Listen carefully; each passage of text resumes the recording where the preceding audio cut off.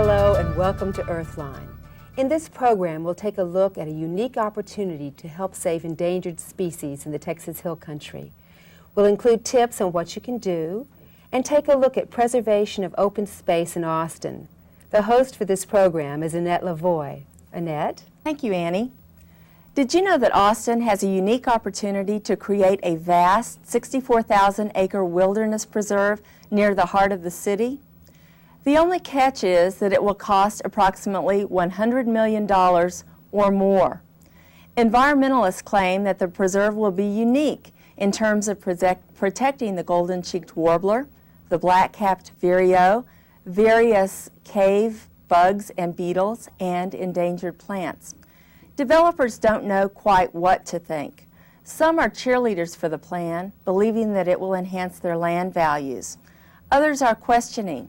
Tonight we're here to look at the Balcones Habitat Plan, its costs, and its benefits.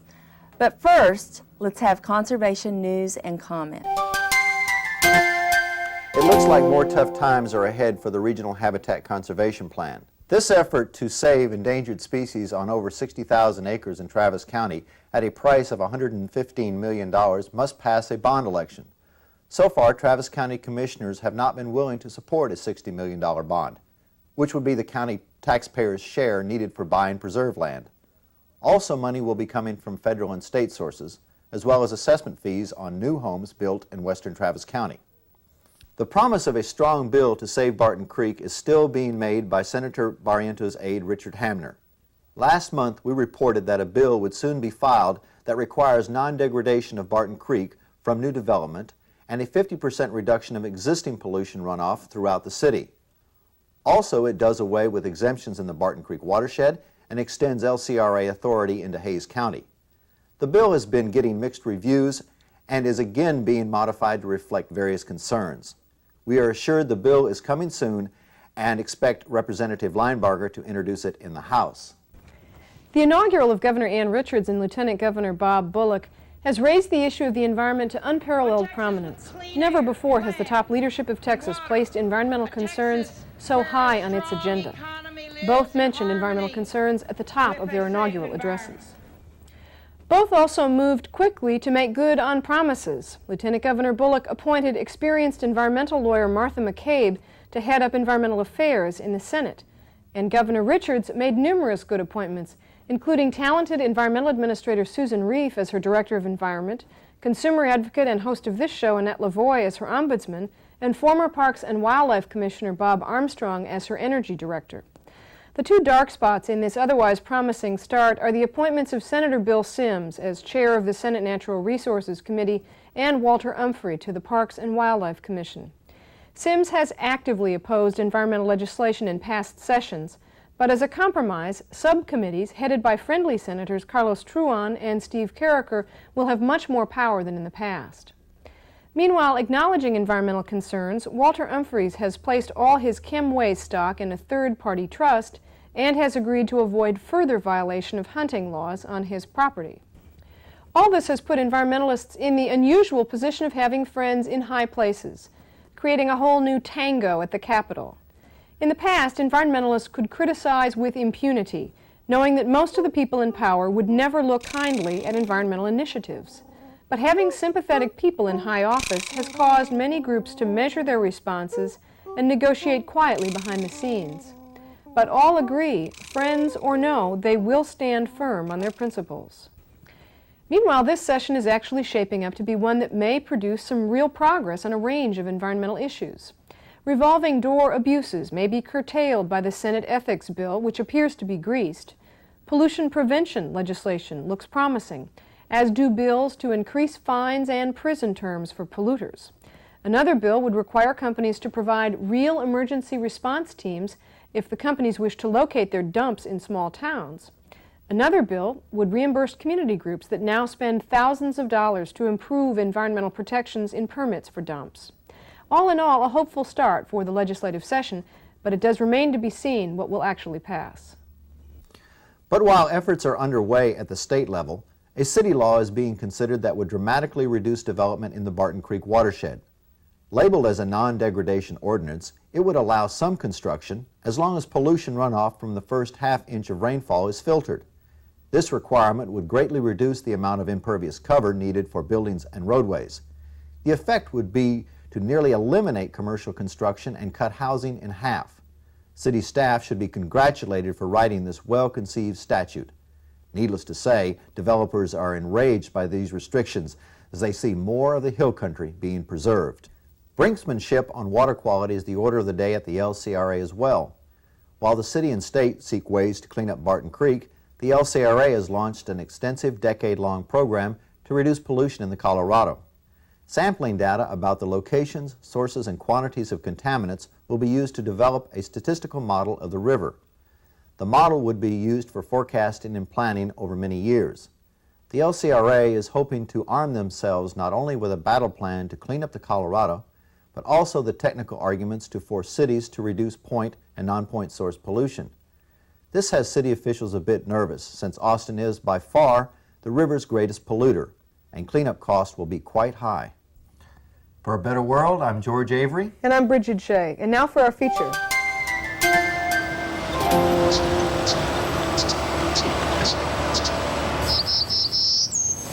Austin and Travis County are home to more endangered species than any other urban area in the country, and perhaps the world. 9 distinct species at present count, and more are awaiting endangered species classification. Several of these species will not survive the decade without our help. Federal law prohibits destruction of endangered species habitat, and since most of western Travis County is home to one or more endangered species, many land development projects have stopped, causing loss of jobs and property tax revenue. The animals need protection, people need jobs, local governments need property tax revenue, and developers want Austin to continue growing. But how much should Austin grow? It's a complicated issue, and it's an issue that is facing people around the world as our population expands. It also calls for a uniquely human solution: compromise. This group of politicians, developers, federal officials, and environmentalists began meeting 2 years ago to hammer out a plan. The plan they've created is called the Balcones Canyonland Habitat Conservation Plan. It is a comprehensive system of wildlife preserves designed to satisfy both sides. We wanted to explore this issue with you and introduce you to the plan that the Executive Committee has come up with. It's important for us as citizens of Austin to understand this plan because we're going to be voting on a bond issue that will go to pay for all the land that will eventually become part of the preserve system. But before we do that, we're going to introduce you to some of the species that are involved. One of the 2 federally protected songbirds, the golden-cheeked warbler, returns to the woodlands west of Austin every year to nest and raise its young.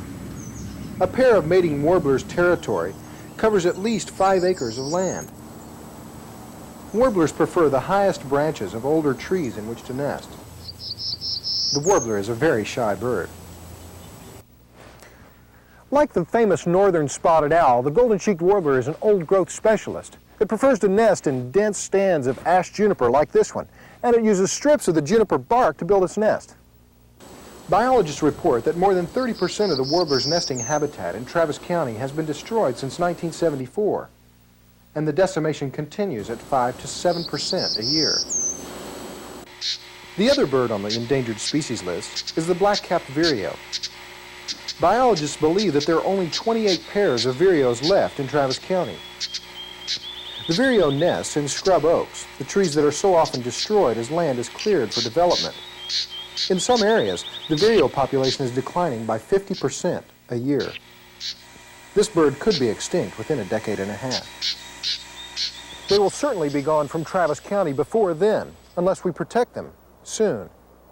The juniper and oak woodlands that the warbler and vireo nest in often adjoin large segments of cave-forming limestone, called karst. As water seeps through the limestone, tiny cracks form, creating habitat for a variety of cave fauna, including 7 federally protected cave-adapted insects. Fully adapted to life in complete darkness, these rare creatures have evolved over the last 10 million years in complete isolation, much like the animals found in the Galapagos Islands. Several of these species have not been found anywhere else in the world. During construction and ranching, caves are often filled in as standard operating procedure. At the present rate of destruction, 80% of these cave habitats will be gone by the year 2000, sealing away these creatures and their evolutionary secrets forever.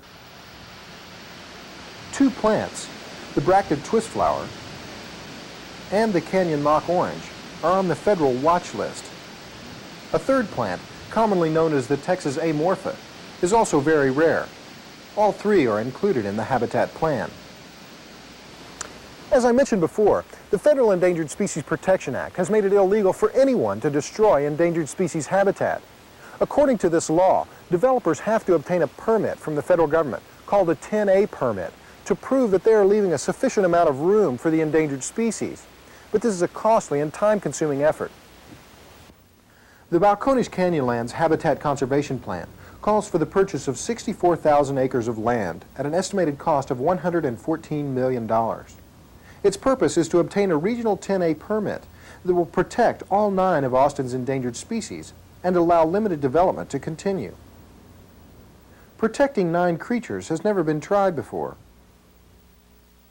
The largest section of the preserve system will be a 30,000-acre parcel in northwestern Travis County, where Travis, Burnett, and Williamson counties meet. This tract is called Post Oak Ridge. The land will be bought outright with help from the federal government and will be designated as a National Wildlife Refuge. This isolated area, stretching north of Lago Vista, contains potential habitat for all the protected species. Approximately 13,700 acres is scheduled to be purchased in the area on both sides of Highway 71, north to 2244. This area includes a lot of the Barton Creek watershed. Another large area the plan hopes to purchase runs on both sides of 2222, Koenig Lane, from Loop 360 to Lake Travis. This area includes the Bull Creek watershed, which has the greatest concentration of high-quality warbler habitat left in Travis County. The outcome of the Habitat Conservation Plan is far from certain. Big questions remain regarding costs and the viability of the preserve system. A system of wildlife preserves close to the city has obvious benefits for endangered species and humans alike. But this is a controversial plan, and during the next few months, the controversy is certain to increase. I'm Robert Bryce. Tonight we're honored to have 2 guests who are experts on Austin environmental matters. We have Steve Paulson, who is a consultant to developers on environmental matters and the former chair of the Austin Environmental Board. We also have Jane Lyons, who's a representative of the National Audubon Society, Southwest region of the United States, and a member of the executive committee of the Balcones Habitat Plan. Are the greedy developers reaping more than they're paying at this point, or how would you size up what developers are paying versus what they gain? We're thinking that by working together, it will in the long run, and this is a 30-year plan, so we're looking way down the line to the year 2020, and what do we want the city of Austin to be like in 30 years? And many of us are saying we want green space. We want to protect these species. We want clean water coming from the aquifer and the related plateaus. And what is it going to take to protect that in the interim 30 years? And when you divide out the cost over basically a lifetime, it's not nearly as much as it may seem initially. Steve, your activities in Washington raised some controversy a while back. It is alleged by some parties that you went to Washington in an attempt to keep the golden-cheeked warbler off the endangered species list. Questions have been raised about motives for the trip and who paid. Do you have anything to say on that point? Well, clearly the 3 Justice Department attorneys, the 2 Interior Department attorneys, and the 2 Fish and Wildlife attorneys scrutinized every move that we made with the Secretary. Basically, we had handed the Secretary a list of things that we thought were important. We had in our hands a study that was done by Parks and Wildlife, and we felt that that study in and of itself called into question the previous studies that were used to determine the listing of the species. We felt that there could be the potential of extending the listing for 6 months, doing further study when the bird came back, trying to find out if the bird was actually as endangered as it was purported in the previous studies. They have not yet established critical habitat. By not establishing what is the critical habitat for the species, it calls into question everything that could potentially be the suitable habitat. So it keeps everybody in limbo. And well, except according to the law, they have 2 years to designate that critical habitat after the listing of a species. I think something else that we need to point out is there is an Administrative Procedures Act, and with that act, which has been upheld numerous times in the courts, the ex parte communication after the endangered listing process is illegal. And that, if the Fish and Wildlife Service attorneys don't know that, then I think they will probably be tested in court sometime. The problem we have is that we are now taking the Endangered Species Act and we're putting it near cities where growth, and we're butting heads on those things. The Endangered Species Act, in essence, wasn't really perceived as a non-development, no-growth, pro-growth kind of situation. I would say it's almost the exact opposite. We're not taking the endangered species to the cities.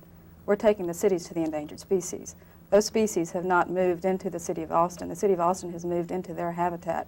And this is a situation that's happened throughout the country, and that's why there is more and more controversy, because there's more of the development growing into critical habitat of rare and disappearing species.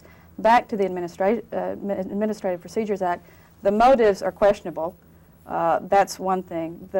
Legally, it's the process, and the process was questioned and was upheld, that when the comment period, the official public comment period for the listing was closed, and they are not supposed to allow any additional public comment on that listing procedure without public notice and without public minutes being held or being available afterwards. So there are some real questionable procedural violations, and the motives, I'm sure that everyone will have to decide for himself what the motives were, but we were questioning the procedure.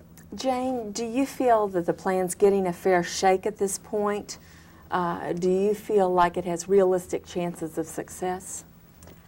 I think there are chances for success. I think a year ago most of us would have said, this isn't going to last another month. We're not getting anywhere, and yet many of us have spent an awful lot of our own personal time and effort, Steve included, a lot of people on the committee or off the committee working on this. And I think what that shows is, for whatever reason, people care a lot about Austin. People want this to be an attractive city, both to live in, to work in, and to have leisure time in. And because we care about it, we're willing to sit down and talk and spend untold hours trying to figure out a plan that will work. None of us at this point know whether or not it will work. There have been habitat conservation plans that have been finalized in other states, that have been funded, that have worked. There have been habitat conservation plans in places that have been finalized, were never funded, and never worked. So I think at this point we're hopeful that it will move forward. I'm not 100% convinced that it will, but I'm 100% hopeful that it will. Let's look down the road. Let's imagine 20 years in the future, our children succeed us in living in Austin. What benefits will they reap from the plan? What kind of activities do we see ourselves and our kids pursuing in the plan? Steve? Well, the plan, as she said, is supposed to last 30 years, and we all hope for a lot of green space. There are numerous regulations in the city of Austin that attempt to maintain green space. I think, going back to a couple of points, the three things that the development community, and the development community will be here, and they will be here in the long term, were promised, pledged, was that we were going to have less time, and we were going to have more certainty, and it was going to cost less. Now, that pledge is still out to the development community, and the development community still is waiting to see those pledges fulfilled. So for the long term, if those pledges are not fulfilled, we will go into individual Section 10As or Section 7 process, which is going to be long and cumbersome. If not, if we do succeed, then we will be able to maintain a lot of green space, enhance our quality of life in Austin. If things go bad, if the plan doesn't work, or doesn't work to the advantage of either the developers or the environmentalists, do either of you see either group pulling out anytime in the future? Well, I think if it doesn't work, it will probably be by consensus. We will all sort of give up and say, it's been fun, but it hasn't worked. As far as success, The plan is not, I don't see it as a plan for the environmentalists. We are not gaining anything financially from it. We are not gaining anything politically from it. The success will be whether or not 30 years from now we can still go out and see these particular species. We can go out and see, yes, this is what the Texas Hill Country ecosystem used to be like. That will be a measure of the success if, in fact, those species are still on Earth in 30 years. Our goal with the Balcones Habitat Plan is to reach consensus and to bring the developers and the environmentalists together in partnership with linked hands, saying that, yes, we will stand together to protect the hill country. When we look at the delicate and fragile hill country ecosystem, we see that the birds and the spiders and the endangered plants are all part of the puzzle of life in Austin and the hill country. We can't risk losing any piece of the puzzle because the puzzle as a whole is the key to the life that we lead here. Thank you to our guests this evening. We're out here in the hill country where over the last 10 years, more than 40% of golden cheek warbler habitat has been destroyed. As you can see, people are currently searching frantically all over the hill country, trying to find more suitable warbler habitat. Back to you now. Here are a few statistics. In 1981, the official endangered species list worldwide stood at 230. By 1989, it numbered 35,000. Today, there are at least 5 species of plant, animal, or insect that become extinct every day. By the year 2050, 1 in 4 of all plant species alive today is expected to be extinct. What does it mean to be a species? And why should we care if we lose a species here or a species there? Well, a species is a form of life unlike any other. It carries its own unique genetic code. We care for the most practical of reasons. As we waste our world, we waste the odds for our own survival. Would a watch repairman working on a complicated watch he's never seen before throw away any of the pieces? That would be very unwise. Life is a system and all the pieces work together. If too many of the parts are lost, the system just cannot work. And extinction means lost forever. Some say that we have at the most the remainder of this decade to turn things around. Beyond that time, there will never be another opportunity to regain the richness and genetic diversity that we've had. Life will become narrower and more constricted. As Chief Seattle said in his 1854 speech delivered to his tribal assembly, it will be the end of living and the beginning of survival. There are several reasons that plants and animals have become endangered. Some animals were considered threats to humans and livestock and were shot on sight, so that today they live only in a few remote places. Other animals are endangered because they provide humans with valuable products. Alligators, crocodiles, and snakes for their skins, elephants for their ivory, whales for their fatty oil, hawksbill turtles for jewelry made from their shells. Man-made chemicals have harmed many species. The major reason, however, is lack of habitat, the kind of land or water that each animal needs to find food and raise its young. So if we do care about protecting our fellow Earth species, what can we do? We can take personal action by recycling and careful use of resources. We can use non-toxic pest control and buy organic produce. We can refrain from buying products made from endangered species. We can take spiritual action by reconnecting with nature and recognizing our bond with all life. We can take political action by joining conservation organizations, writing letters to government officials, and most importantly, by actively supporting the creation and maintenance of wildlife habitat. Let's take a look at what a natural habitat is like. Winter in the Texas Hill Country. Cool, clean air, a tranquil moment. The Pedernales River flows strong and clear. Great open spaces remain in Texas, yet these fragile lands are becoming increasingly difficult to save. In Travis County, several preserves exist, and more are planned. But what is a preserve, and why is the protection of these areas important? A preserve, at least for Travis County, I would say, and just in general, a preserve is a place that has pretty good natural biodiversity that is relatively untouched by human disruption in the past. And Hamilton Pool actually has a mix. There was a lot of ranching that went on here for 4, 5, perhaps 6 generations. But the canyon with its steep slopes was relatively untouched, and there's really considerable biodiversity here. The trick is trying to balance the human participation with the protection of the natural resources. Canyon mock orange is a plant that's found here, genus Philadelphus. It's a small shrubby type bush that grows primarily out of rock and on the steep areas, so it escaped a lot of the grazing. That's our primary candidate on the endangered species list. As far as animals are concerned, of course, we have the golden cheek warbler. That is now, of course, listed on the federal list. In addition to preserving ecosystems, other benefits of these parklands include the protection of our water quality. Open spaces enhance the quality of life unique to Austin and provide opportunities such as hiking, nature studies, and photography. Well, a preserve to start with is a protected area, so it just depends on how you want to use it. Some preserves have very little human interaction, some have a lot. Here at West Cave we have a lot because one of our goals is environmental awareness. And we do this every year for the past 17 years by offering public programs and then during the week just teaching classes for schools. A local example of citizens taking action to preserve a unique ecosystem can be found at Whirlpool Cave Preserve in southwest Travis County. Cavers as a group are very conservation minded. We really care deeply about nature and the outdoors and of course our caves.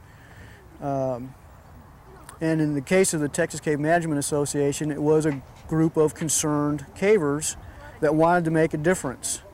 It was just sheer ignorance on the part of the highway department in the city to put all this stuff out here.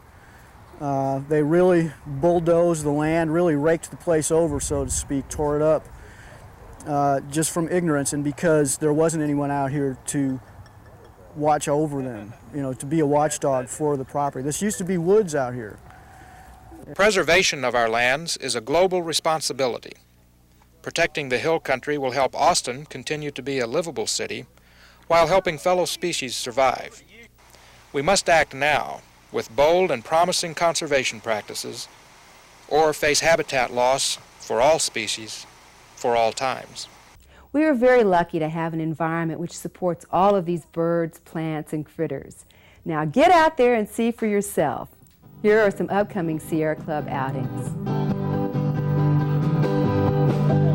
Welcome back, Black Cap Vireo, coming back from Mexico, coming into land and rest, make their central Texas nest.